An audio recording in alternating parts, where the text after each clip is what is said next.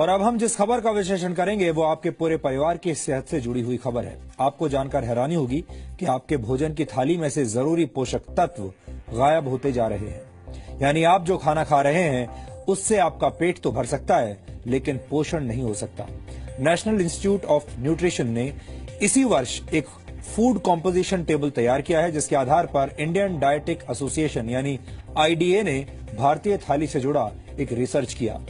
इस रिसर्च के मुताबिक पिछले 30 वर्षों से भारतीय भोजन की ताकत और उसके पोषक तत्व लगातार कम हो रहे हैं। आपने अक्सर बड़े बुजुर्गों को ये कहते हुए सुना होगा कि पुराने जमाने में भोजन की बात ही कुछ और हुआ करती थी। हर चीज शुद्ध होती थी और आपका खाना शरीर को लगता था। बड़े बुजुर्गों की ये बात अब सच साबित हो रही है। आईडीए का रिसर्च इस बात को भी साबित करता है कि 30 वर्ष पहले खाने में शुद्धता की गारंटी आज के मुकाबले कहीं ज्यादा थी। आईडीए के मुताबिक गेहूं में 9% कार्बोहाइड्रेट कम हो चुका है। इसके अलावा बाजरे में 8.5% कार्बोहाइड्रेट कम पाया गया है। पिछले 30 वर्षों में मूंग की दाल में आयरन कंटेंट 6.12% कम हो गया है, जबकि मसूर की दाल में प्रोटीन 10% कम पाया गया।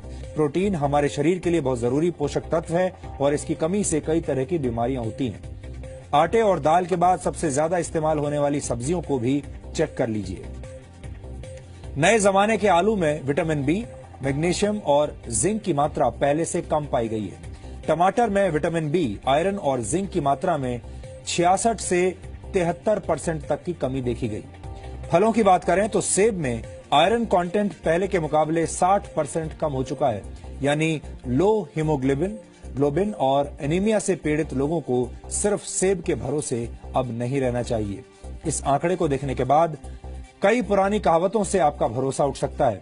अक्सर कहा जाता है an apple a day keeps the doctor away, यानी एक सेब हर रोज खाने से आप स्वस्थ रहते हैं और डॉक्टर से दूर रहते हैं। लेकिन इस दौर में ये कहावत भरोसा करने लायक नहीं रही, क्योंकि सेब के अंदर पोषक तत्व अब कम हो चुके हैं। आईडीए ने इस रिसर्च को तैयार करने में नेशनल इंस्टीट्यूट ऑफ न्यूट्रिशन के फूड कॉम्पोजिशन टेबल का इस्तेमाल किया है। एनआईएन ने 528 तरह के खाद्य पदार्थों में मौजूद 151 पोषक तत्वों की जांच की है। इस इंस्टीट्यूट ने 30 साल पहले भी एक फूड कॉम्पोजिशन टेबल तैयार किया था और उस समय के खाद्य पदार्थों में न्यूट्रिशनल वैल्यू आज की तुलना में काफी ज्यादा थी। एक्सपर्ट्स के मुताबिक खेतों में पैदावार बढ़ाने और फसल को बीमारियों से बचाने के लिए पेस्टिसाइड्स और खाद का ज्यादा इस्तेमाल किया जाता है और केमिकल के ज्यादा इस्तेमाल से भारत की मिट्टी में पोषक तत्व लगातार कम हो रहे हैं, जिसकी वजह से खेतों में उगने वाले अनाज, सब्जियों और फलों के पोषक तत्वों में भी गिरावट आ रही है।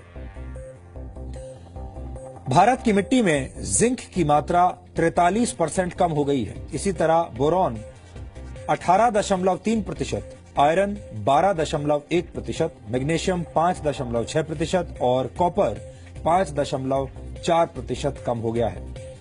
जाहिर है, जब फसल को पैदा करने वाले खेतों में ही पोषक तत्व कम होंगे तो खाने पीने की चीजों में न्यूट्रिशनल वैल्यू भी कम मिलेगी। इस रिसर्च के मुताबिक ऐसे अनाज, फल और सब्जियां खाने की वजह से आपकी सेहत पर अब फर्क पड़ रहा है, असर पड़ रहा है। आपका शरीर कमजोर बुनियाद वाली उस इमारत की तरह है जिसमें हमेशा रोगों की आशंका बनी रहती है। भारत एक उभरती हुई आर्थिक शक्ति है। भारत दुनिया का सबसे युवा देश है।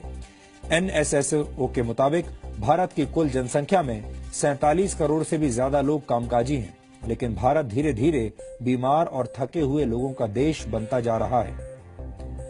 दिसंबर 2015 में आई द लैंसेट की एक रिपोर्ट के मुताबिक सेहत के मामले में 5 ब्रिक्स देशों में भारत सबसे नीचे है। ब्रिक्स देशों में भारत के अलावा ब्राजील, रशिया, चीन और साउथ अफ्रीका शामिल है।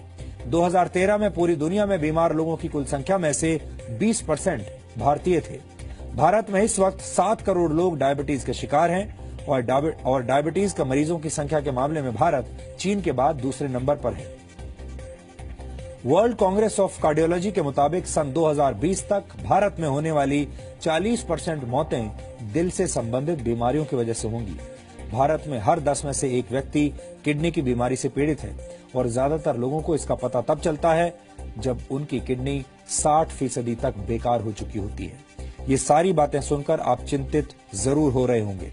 आप सोच रहे होंगे कि एक तरफ भारत के लोग बीमार हो रहे हैं और दूसरी तरफ हमारे भोजन के अंदर मौजूद पोषक तत्व भी कम हो रहे हैं। ये एक तरह से दोहरी मार है। लेकिन इस विषय पर हमारा आज का वीडियो विश्लेषण देखने के बाद आपको थोड़ा लाभ जरूर मिलेगा और आप ये समझ जाएंगे कि मौजूदा दौर में शरीर में पोषक तत्वों की कमी को कैसे पूरा किया जा सकता है।